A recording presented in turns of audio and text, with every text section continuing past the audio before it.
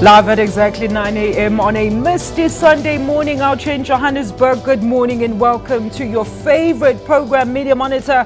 A whole hour of sound analysis of our top select news makers this week. I am Alisha Jali. Our topics this morning, we dig deeper into the political killings in KwaZulu-Natal, also exploring other issues that are troubling the ruling party. We look at the KPMG saga as corporates continue cutting ties with their accounting and consulting firm. And finally, we look at Police Minister Fikile Mbalula's SABC shake-up with his new social media campaign, #MyPoliceStation. But before we delve into all these topics, it is 9 a.m. It is time for the news. Mpumalanga has unseated the Eastern Cape as the ANC's second biggest province. KwaZulu-Natal still reigns supreme and will send the most delegates to the much-anticipated December elective conference. The ANC has finalized its audit of branch members countrywide, and branches can now start nominating candidates for president and the 85-member National Executive Committee. The succession race entering the final stretch, and 90% of the power rests with branch members.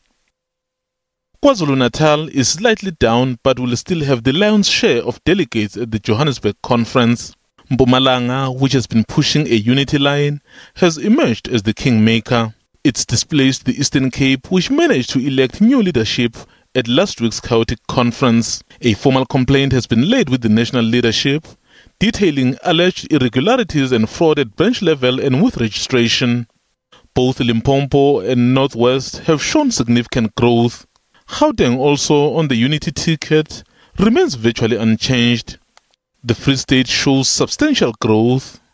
The Northern Cape less, but enough to overtake the Western Cape, which has been battling leadership challenges for years.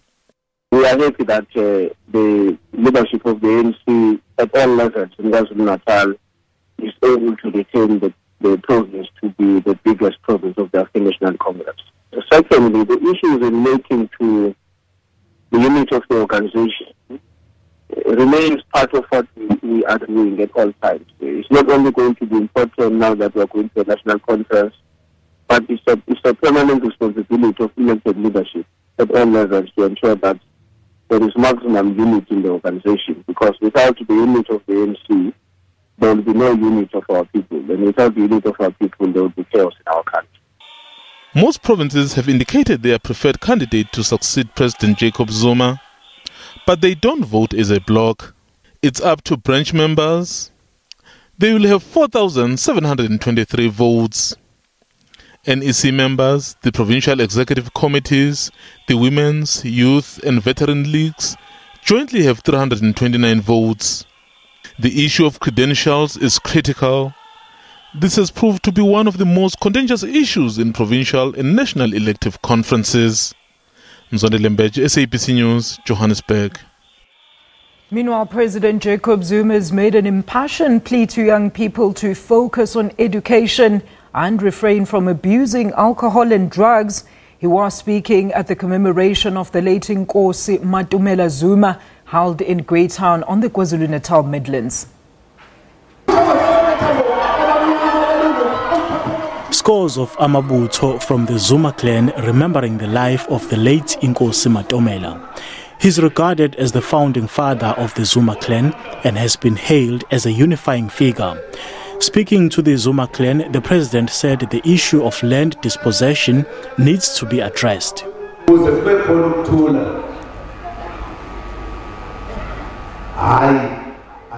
In order to have peace, we are saying let us distribute the land accordingly.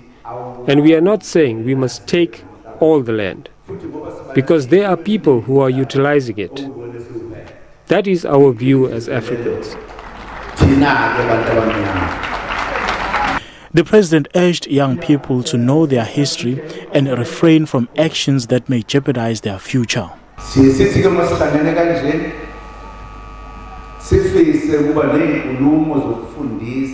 When we are gathered like this, we want to have a conversation that will teach the younger generation not to be disrespectful.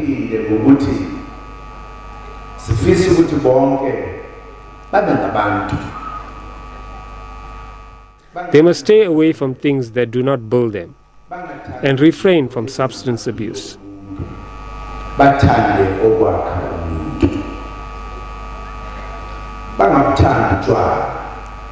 The president called on all members of the Zuma clan to ensure that they contribute to the Matomela Trust so that the trust can continue to play a meaningful role in uplifting the lives of those less fortunate. Simpiwe Makanya, SABC News, Greytown.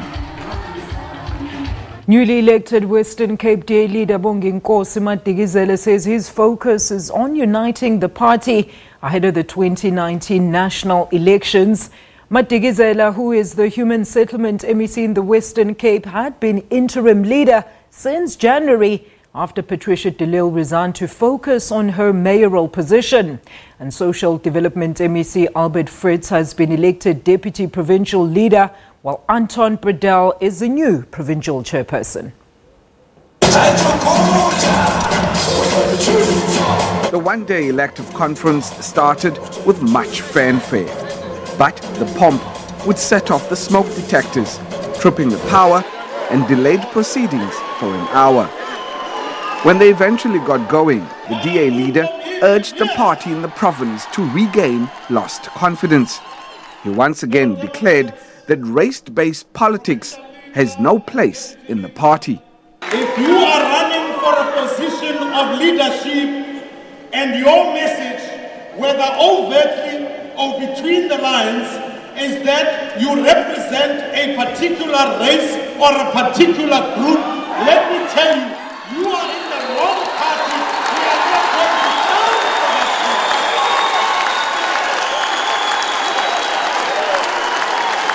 that. Voting then started, and just after 4 p.m., most of the votes had been tallied. It is my pleasure to announce the provincial leader elected by this Congress is Bonginkosi Madikizela.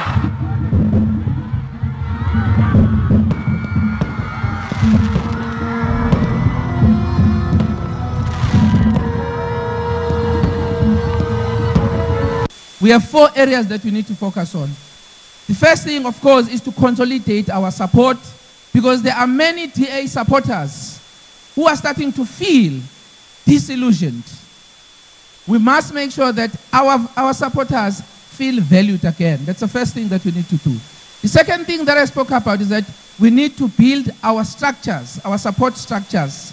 Your DAY, your DON, your DASO, because they are integral in our quest to gain more votes so that we get the ANC below 50% nationally. It was Leonard Max's 4th failed bid to lead the party in the Western Cape. Lukhanyo Khalada, SABC News, Cape Town. Well, the EFF has ruled out any coalitions after the 2019 general polls. The party's Central Command's team was meeting in Johannesburg to strengthen branches ahead of the elections. The party says its election campaign will start in January, and EFF Deputy President Floyd Shivambu says they are preparing to take over government and coalitions are just not part of their plan. The manner in which you have put the election machinery now and work of the organization is that we should win in all provinces. So that is how we're planning. We're not planning to have any limitations and shortfalls in any of the provinces. We're going to give a clear framework of when the regions must go to their regional people's assembly, and all regions must go to their RPAs before the end of 2017. And South Africa's beloved Archbishop Emeritus Desmond Tutu celebrated his 86th birthday yesterday.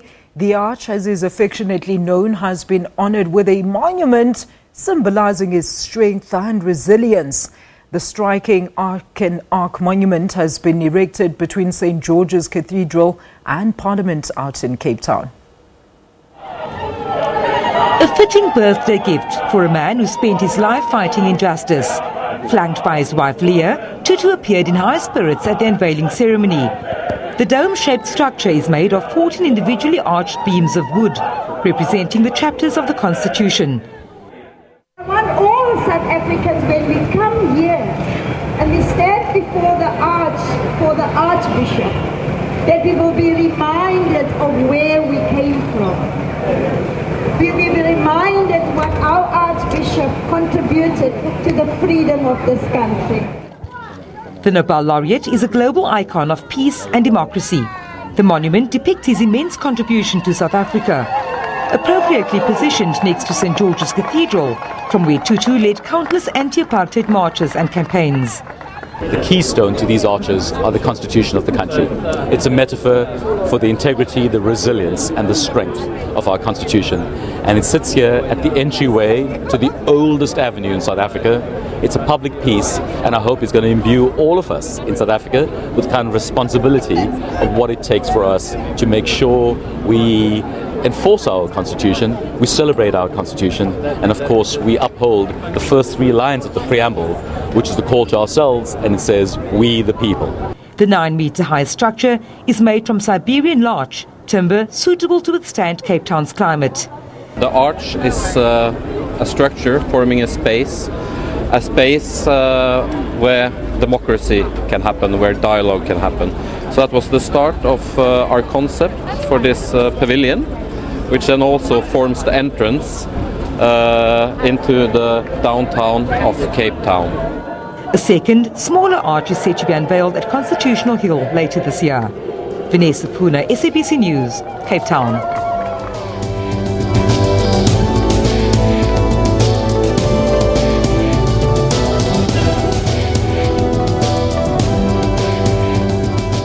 Those were your top and leading news from across the country. After the break, we'll take a look at the stories that are trending on social media this past week. Don't go anywhere.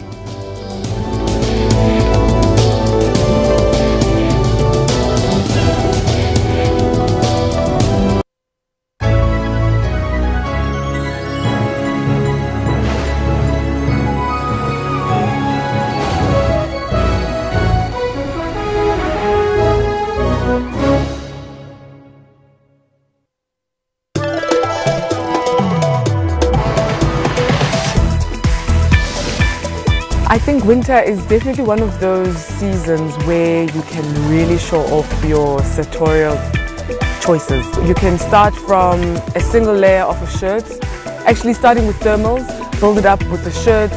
You can have beautiful knits over the shirts, like we've done with Jay. This film tells the story of a very, very significant political figure in the struggle for freedom in South Africa, who happened to be a woman.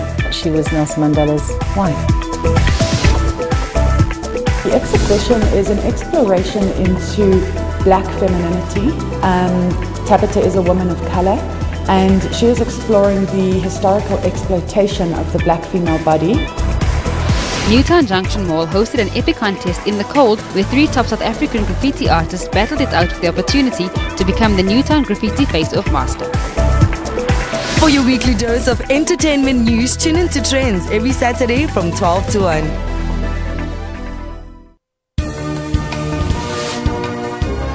Well, a very good morning and welcome to AM News Live at 10:00 hours across all Central African regions.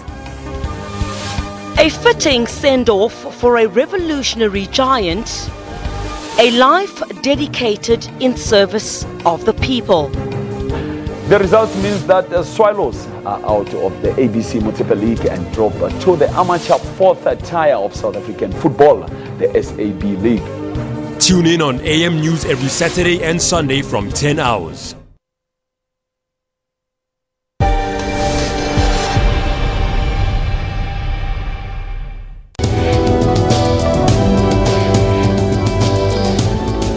All right, welcome back to Media Monitor. On the show this morning, we're very pleased to welcome on the main set political analyst, Professor Stephen Friedman from the University of Johannesburg. Prof, a very good morning to you. It looks like you're rolling solo today. It's just you and me. Good morning. Good morning, Alicia. I hope the viewers keep up with it. All right, and of course, right here with me is Digital News producer Tsepi Somoche. A very good morning to you, Tsepi. What's going on this morning? Morning, Alicia, and thanks for having me. Thank you so much for joining us. I hear you have a very big, well, you had a busy week in terms of social media. I was having a busy news week. What did you gather for us? What was the top and leading story on social media? Oh, yeah. Yes. Now, Alicia, our first biggest hashtag for this week was Patricia de Lille and JP Smith. Now, That's bad. Yes. Now, this comes after the DA announced that they were both of them were going to be put on special leave. This follows their public spats, their allegation and counter-allegation. Now, that generated a lot of commentary on social media, with some defending Patricia de Lille, others defending JP Smith. And as you can see here on your screen, if you can look at some of the tweets from... let's look at the tweets on what some of the people have written to us. There's Russell. There says, if what JP Smith said de Lille turns out to be true, then she must be fired, finish and clear.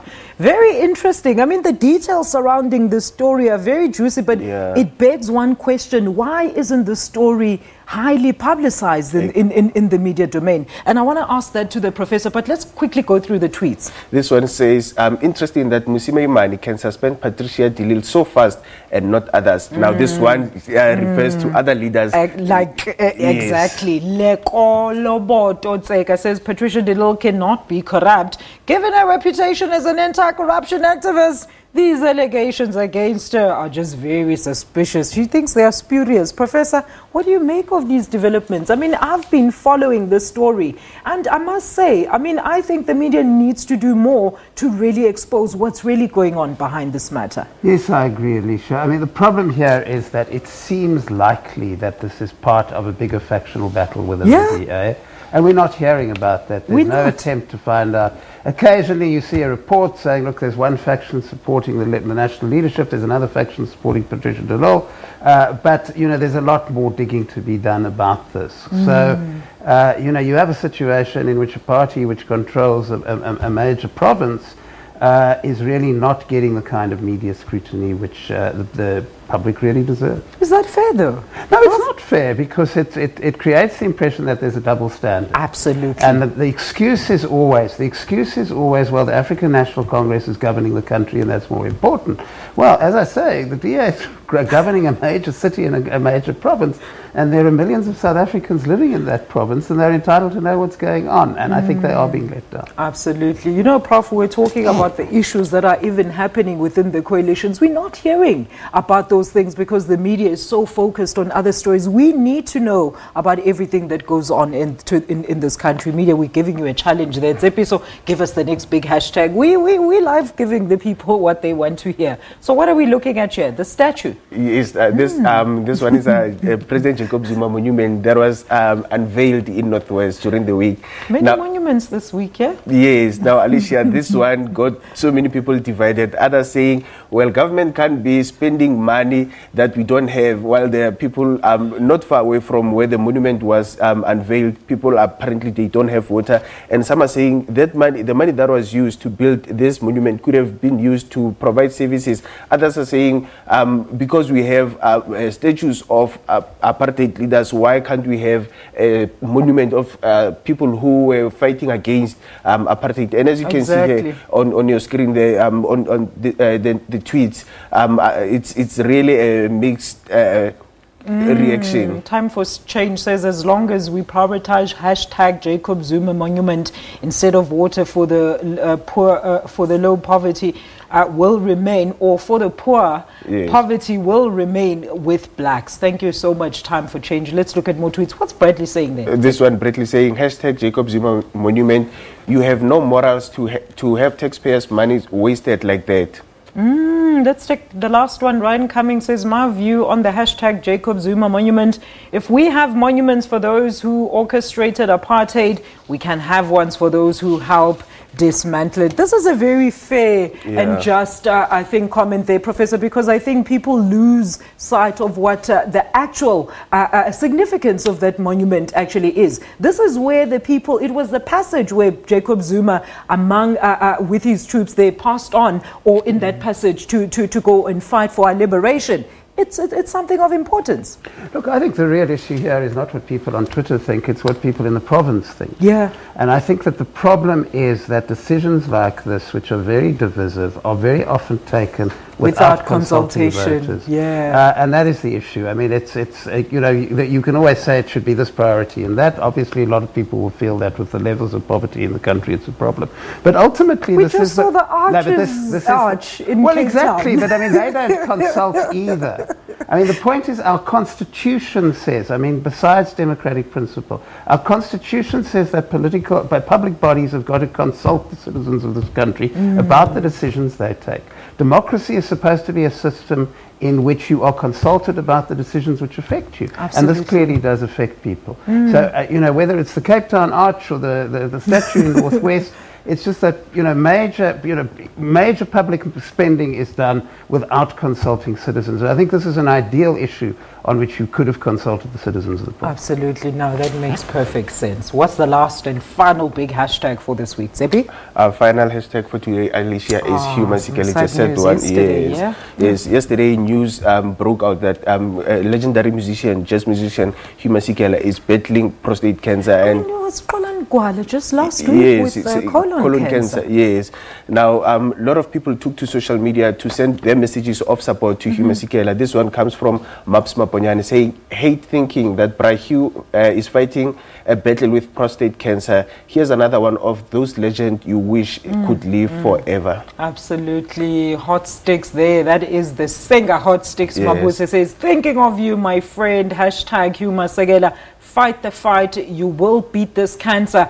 Lots of love, Sipo. Oh, that is just the most moving message ever. And there's Tim Modise as well. What is he saying, Zebi? Tim Modise is saying, one of the most hilarious people I know gave and continues to give the world the joy of his talent, said by hashtag Humansicala, but Mudimu Oteng. Mudimu Oteng for sure. Professor, I mean, we're just talking about, how people don't necessarily go out and test for such illnesses. Well, we don't know how early in the process it is. I mean, we hope that it's very early in the, maybe he did test for the process. It's very early in the process, because the good news is that prostate cancer is treatable if you catch it early.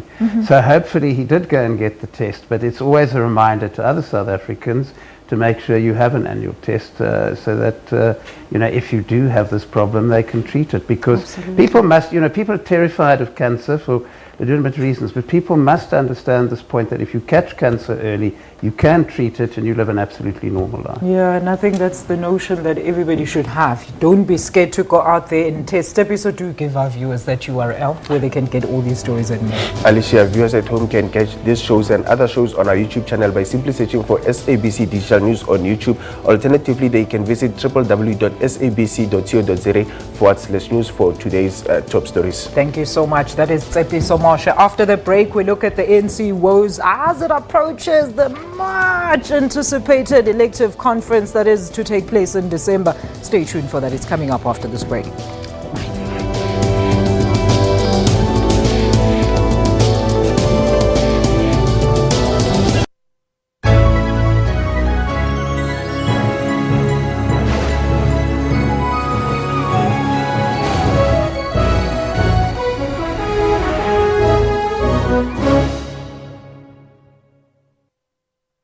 Jumbo Africa, welcome to the newsroom. I'm Elvis Preslin.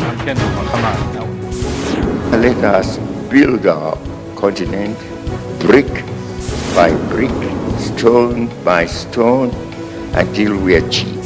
Plus, I'd asked the court to review and cancel the contract after adverse findings by both the Auditor General as well as the Public Protector. Well, Christianity is under attack globally. It has been from the beginning of time. Get all the dominating stories locally and globally on Newsroom every Monday to Friday from 9 a.m. Over 5% of the world's population, of 360 million people, has disabling hearing loss. Sometimes babies are born that can't hear. And especially during the pregnancy, where there's some infections that mom could pick up that can actually transmit that damage to the ear, and those children can be born deaf. I don't look at myself as a disabled person. I looked at myself as Bruno, not with a disability. I don't have barriers. I use South African Sign Language because I have a language. And unfortunately, we need to talk to the teenagers and the young people out there. I know it's now fine to go to the concerts and listen to that loud music, but you're actually damaging those little hair cells all the time, and you're not going to pay the price now. You're going to pay the price when you turn 45, 50, and then all of a sudden we're going to see the damage done. For all your health news, join Health Talk every Saturday from 9 to 10.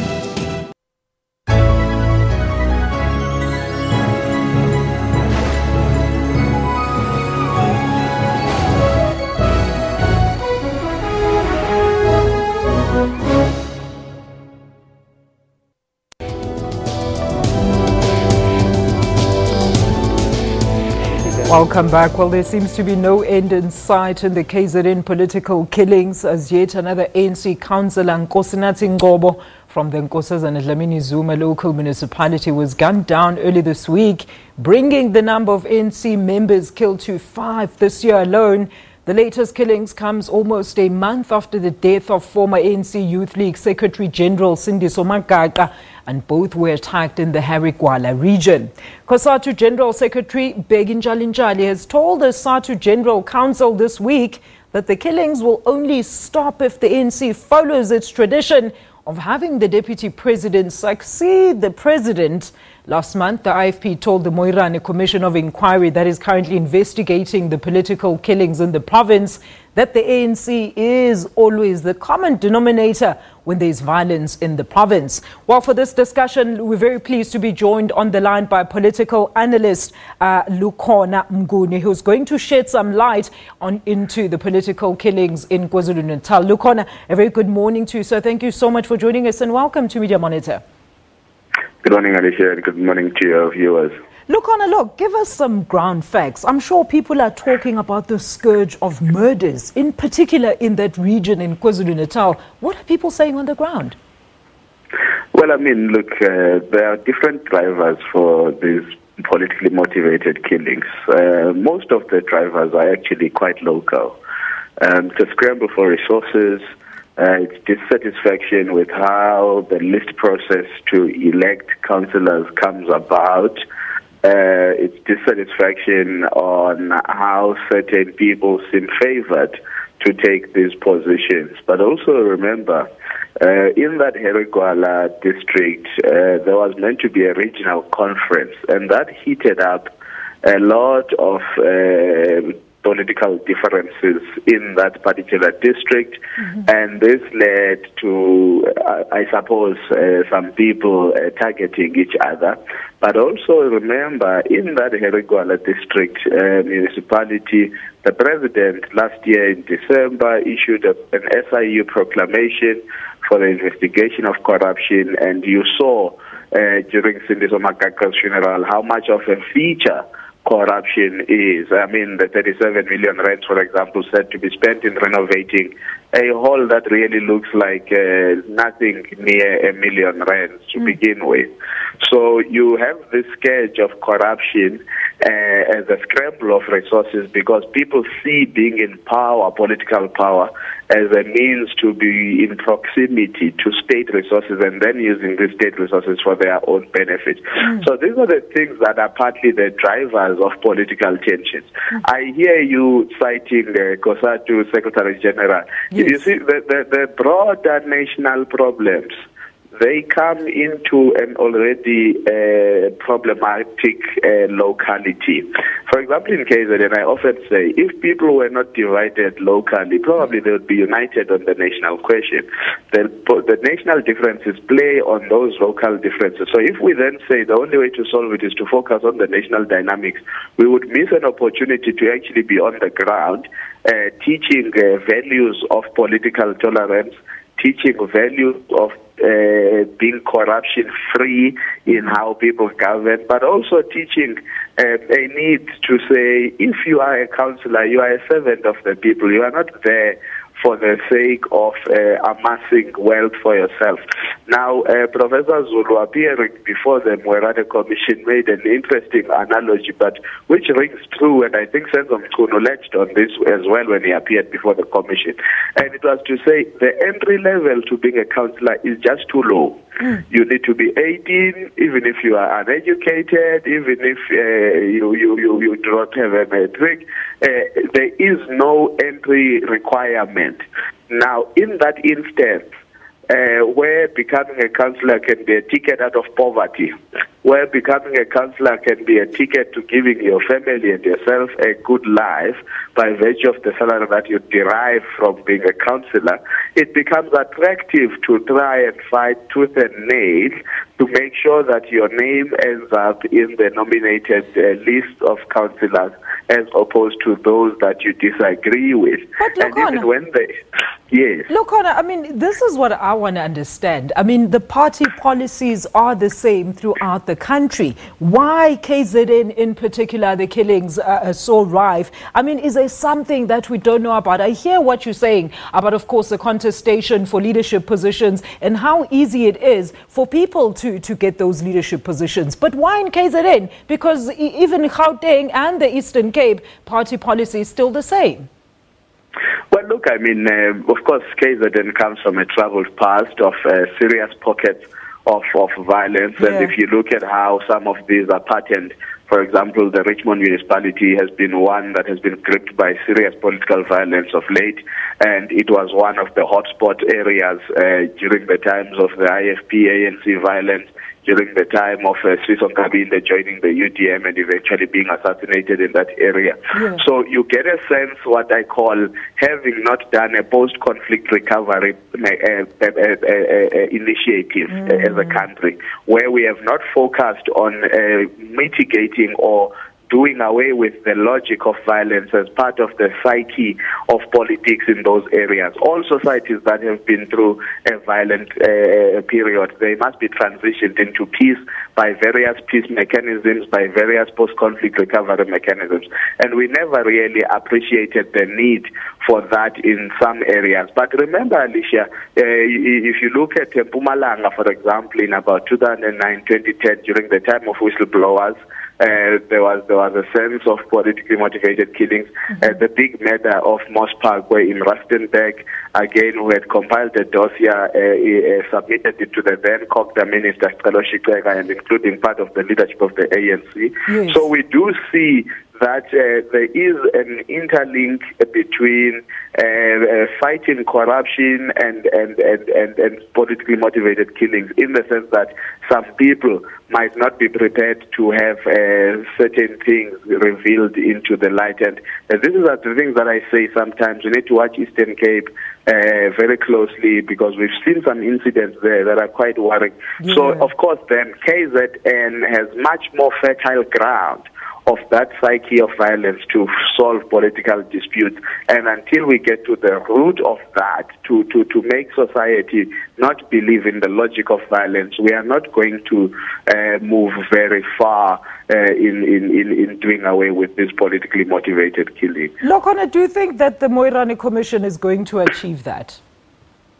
Well, look, I mean, these are intra-party killings by and large, right? Yeah. It's not inter-party. So commissions tend to work much better where they can literally identify perpetrators, spoilers, big players from across the divide, and then bring them to the table and put together some mediation process. Now, because this is intra-party, the party itself needs to be honest and locate the comrades that are purported to be part and parcel of driving these politically motivated killings. What the Moirane Commission will achieve for us is establishing probably a new criminal justice system framework on how to deal with these political killings, because at times even police are disempowered, Alicia, to actually arrest people that they reside with, and they know that they are dangerous, and therefore even the police could be targeted if they are seen to be pursuing a case relentlessly. So you probably need a much more coordinated national task team that will descend at every instance where there is a suspected political killing. So yes, the Moirane Commission will also probably get much closer to the root, but I think we know the root, the scramble for resources, factionalized politics, intolerance and all of that. It will send those home, but generally the solution lies within the political players themselves. They have to call a hang ten and say, comrades, we can no longer be killing each other over politics. There is a different way in which we need to pursue ourselves. Lukona, thank you so much for joining us and giving us that sound analysis. That was political analyst Lukona Mngoni, was giving us some analysis and shedding some light into the political killings in KwaZulu-Natal. Prof, you know, he mentioned something very, very profound here. He says maybe we haven't done a post-conflict recovery as a province, because KZN is known for the that violence that took place? Is it in the 80s or in the 70s? Well, yes, it is, but I think that the causes are really far more basic than that. I mean, you know, the Moerane Commission is there for a reason. It is there because you have the Gleeblands hostel in KwaZulu-Natal, in which within the hostel itself there's a death rate of about 80 or 90 people getting killed every year. Yeah. It is well known throughout the province that the Gleeblands hostel is the epicenter of this violence. True. So, you know, the problem about this is that we come up with these very vague and nice-sounding solutions, which unfortunately are not solutions. The short-term solution here, and that's what the Moerane Commission is all about, is that you have to find some way of breaking up the murder networks. Incidentally, this is not the only province in which this has happened. It happened in Mpumalanga in just as an intense way. So unless you break up those networks, you don't solve the problem. But then we need to go to the real issues here. The real issue is not that you can be a councillor when you're 18. There are lots of 70-year-old people with 3 university degrees who steal from the taxpayer. The problem here is that you have, it's no accident that this happens in a hostel, because you have people who are included in the economy and you have people who are excluded in the economy. And once you're excluded from the economy, first of all, and that is certainly true, local government is very often your way into the economy. True. And if that's your economic lifeline, if that's what your survival economically depends on, and somebody has to kill in order to do that, then somebody will kill in order to do that. The fact that it's happening in KwaZulu-Natal and in Mpumalanga, or it happened in Mpumalanga, yes, does have to do to a certain extent with networks which were set up during the conflict between the rival factions in the 1980s and onwards. But you need a short-term solution to deal with, as I say, breaking up those networks. But unless you start dealing with economic exclusion, you deal with what you get rid of one network, another network comes along. So we still have a very long way to go, it seems, Prof, in resolving this impasse. Well, we do, but we need to start. We need to start taking the policing issues more seriously. We don't take policing issues seriously in this country. We talk about them a lot. We talk about corruption without talking about the fact that unless you have an entirely trustworthy police service, which is very clearly controlled by the citizens, then you don't solve the problem.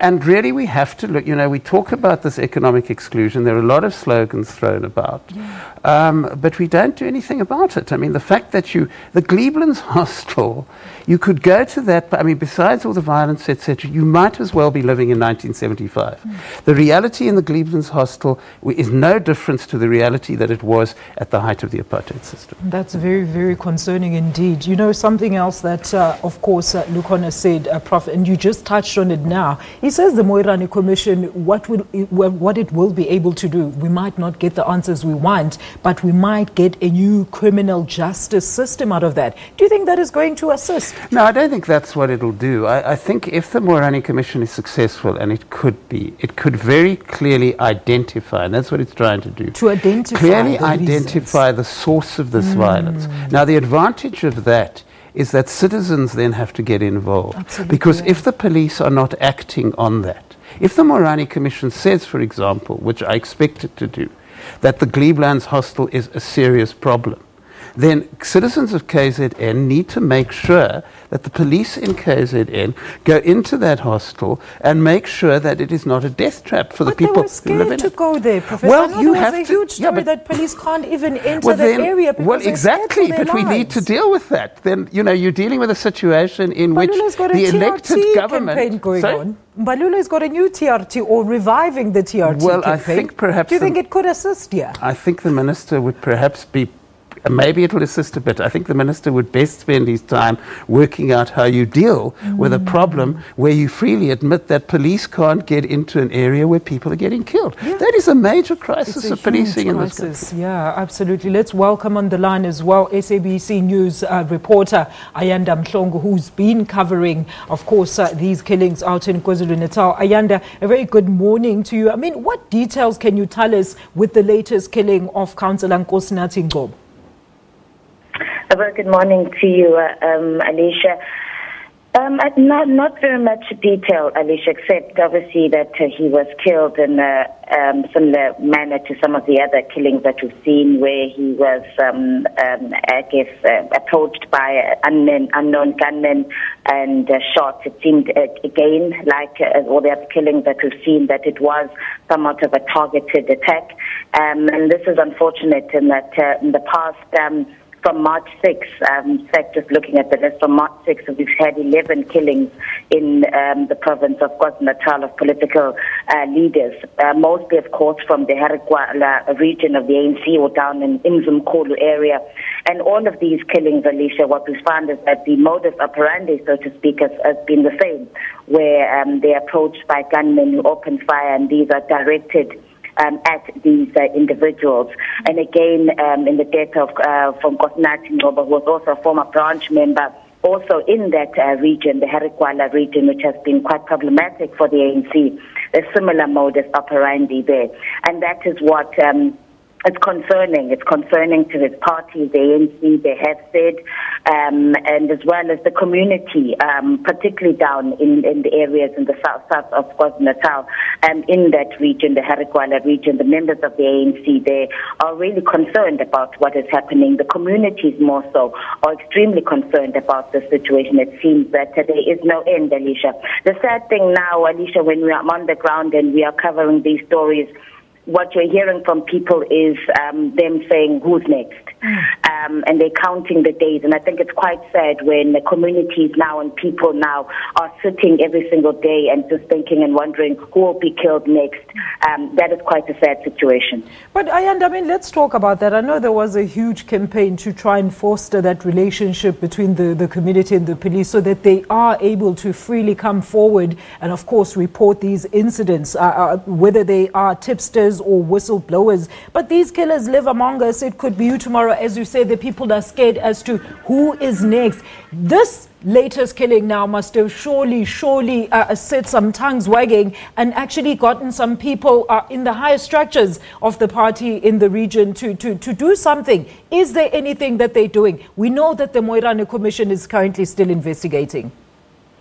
Yes, the Moirane Commission is still on continuing with its work. And the ANC has said, Alicia, that they have set up a task team internally. In fact, we just had a press briefing with them this past week where it was an actual fact about the ANC court case. However, they then did touch on the political killings. And this was one of the questions that I'd raised, that from March 6th up until now, what has that task team that you've established now to look within the ANC?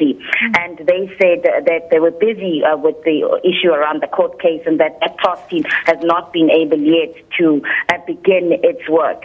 That is worrying, Alicia, from the members on the ground, because they are relying on the leaders of the ANC. Yeah. These communities are relying on the government to ensure that they find a solution.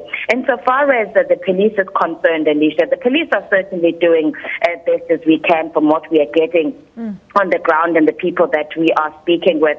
Let me just give you an example, Alicia. In the case of the late former Secretary General of the ANC, Cindy Somakaka, a lot was said about the fact that he was said to have been a whistleblower, and some of the issues that he was speaking about, the corruption in the Mzimkhulu municipality, that had apparently been sent to the police. All the details regarding the alleged corruption there had been handed over to the police, and there was some concern from the community there that they had dragged their feet and that they were quite slow insofar as that investigation is concerned. In another case, that of Councillor Kwazi Mkhize, who was killed in Mkambatini, he had also been receiving death threats, and from what we understood, that had also been reported to the ANC.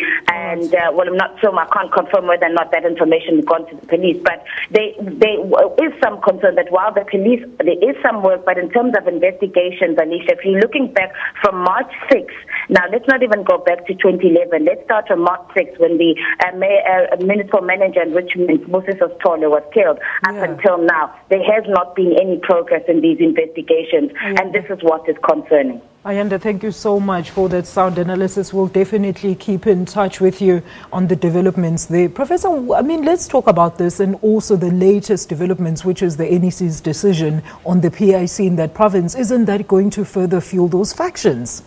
You see, the good news, if there is any good news, is that we don't have particular evidence that the national factional battle is affecting this.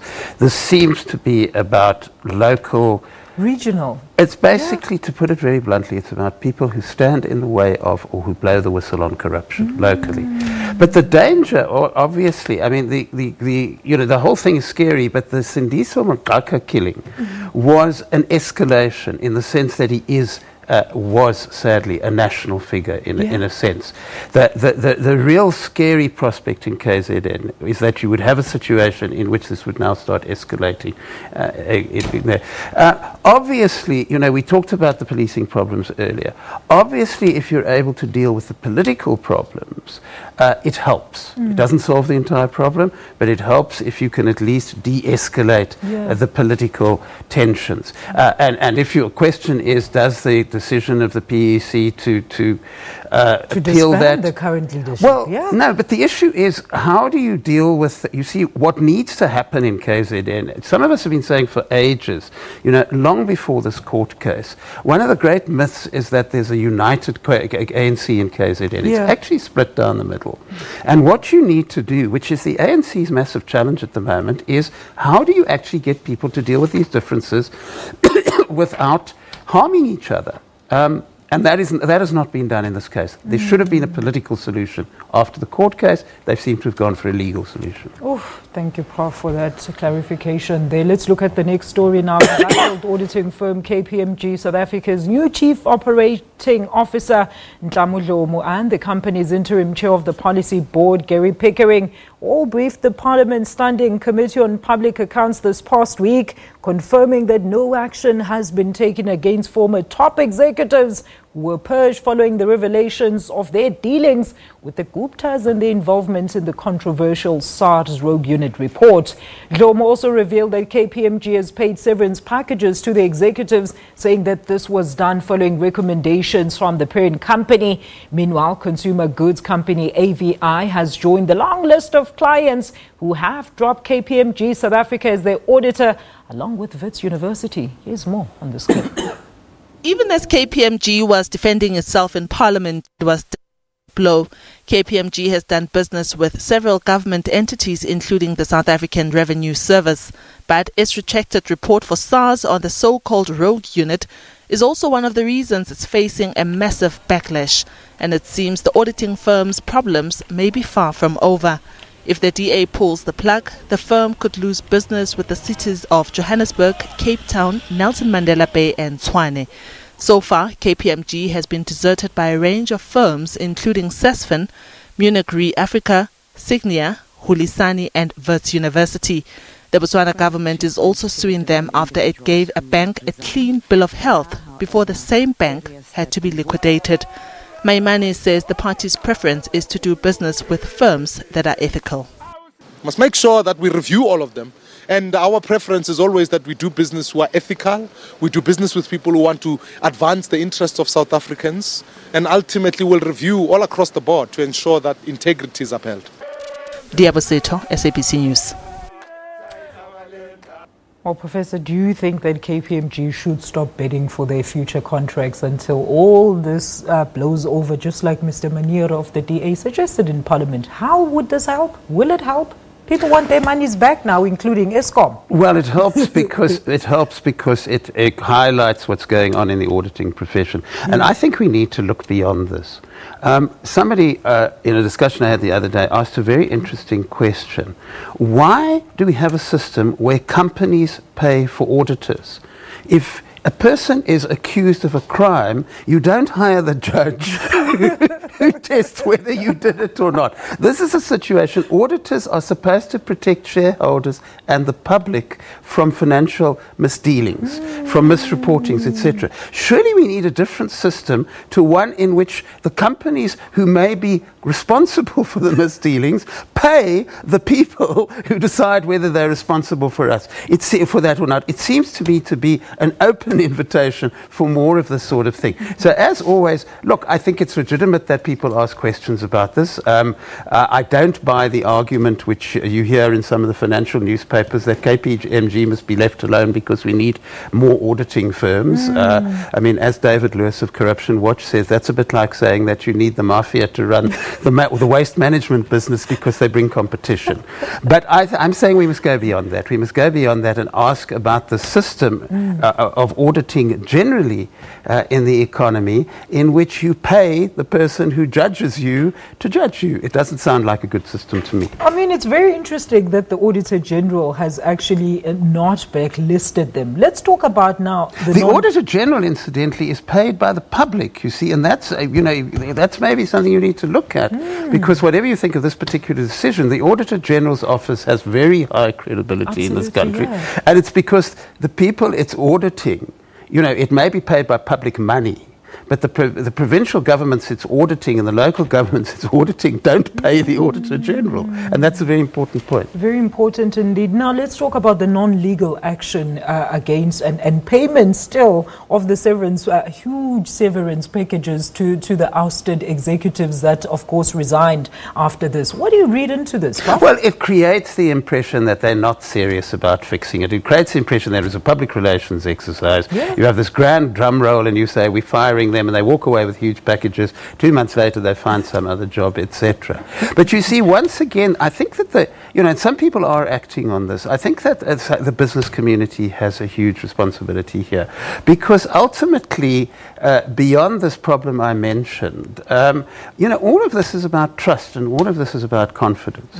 And if you start getting the impression that businesses in this country are audited by people who may not be independent, who may not therefore be fair, that's a huge crisis for business in South Africa. So what I think needs to happen is that business organizations need to get very tough on this, need to demonstrate to the public that the people who audit them are independent and restore confidence in that way. Prof, let's look at the media. Why did the media not leave any stone unturned when they started smelling a rat when there was issues with that rogue unit report? And why did they just let it be? Because the media, I mean, this is... blame institutional policies. This one doesn't have resources to go and investigate and so forth. No, Alicia, it is not institutional policies. I happen to have looked at that very carefully because I've seen all the court documents on the SARS thing, etc. It was a newspaper publishing a report without doing the proper checks. That's journalism 101. You get allegations about people, you go to the people to whom the allegations are leveled, and you ask them for their side of the story, and you publish both sides of the story. So this that is was what not KPMG done in that case. Actually did. Well, KPMG was manipulated. KPMG either was manipulated or did it for profit.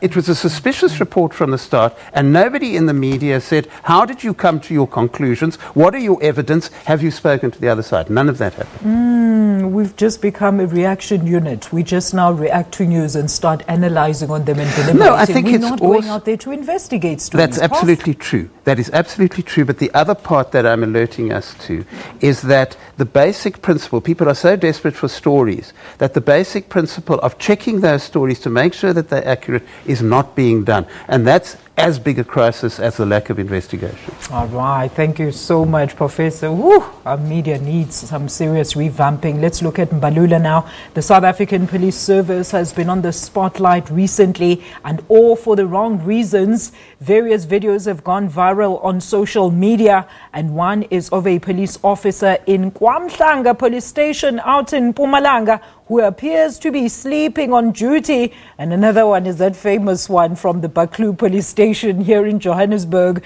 who was recorded casually talking on the phone at length with a DSTV consultant. Now, Police Minister Fikile Mbalula took to social media this week with hashtag #MyPoliceStation, encouraging citizens to send him direct messages via social media when they experience shortfalls in service by the police. What is he saying? Let's find out on this clip. All right, we don't have the clip anymore. I think we're out of time, Prof. So let's quickly talk about that. Really, report crime on social media. What if you don't have data to DM the minister? Yeah, that's a big look. It's a very good idea in the sense he's not saying report crime on social media. He's saying report police officers who are not performing on social media. That is a very good idea, because all the evidence shows that unless you have the public blowing the whistle, you don't have change. As you pointed out yourself, the downside of this is that it's the old South African story. Some of us live in suburbs and we have access to all of this, and others of us live in townships and shack settlements and we don't. So what tends to happen is it's no accident that the story that he heard about was in Buccleuch, which is a suburban area. If that had happened in Naledi Extension 10, would people have been had the resources to blow the whistle? So we need to find ways in which people who do not have access to that can blow the whistle in the same way as people in the suburbs. That's exactly what I want to ask. Crime fighting, Prof, is a deadly and dangerous exercise. What reforms do our current policing and investigative units actually need ASAP? Well, ASAP, you need to demonstrate that you're serious about non-performance and corruption. Because unless citizens report crime, you don't deal with crime. And at the moment, it's pretty much agreed that citizens don't trust the police because they find that they claim a lot of police officers are corrupt and they don't think the police would actually look after them. So you have to have a couple of high-profile examples of cases where you can show, look, we fixed this, the police were not performing, now they're performing, now you should trust the police. I think that's the way. Professor Stephen Friedman, carefully analyzing the stories with me for this hour. Thank you so much for joining us, Professor. Always a pleasure having you in studio. Well, thank you for watching Media Monitor this morning. We hope that you join us again next week, same time and place. I'm back on top of the hour with AM News. Do stay tuned.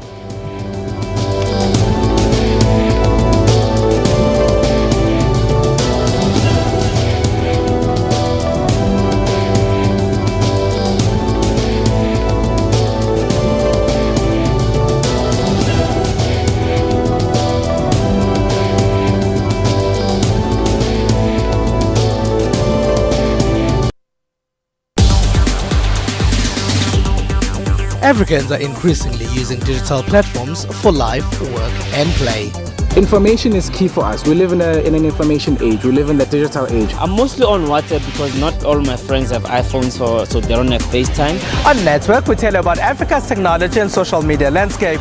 And some here are using the internet to raise political concerns. Some of the exposés on political issues come from what you call your diasporic online media. Africans are also using technology to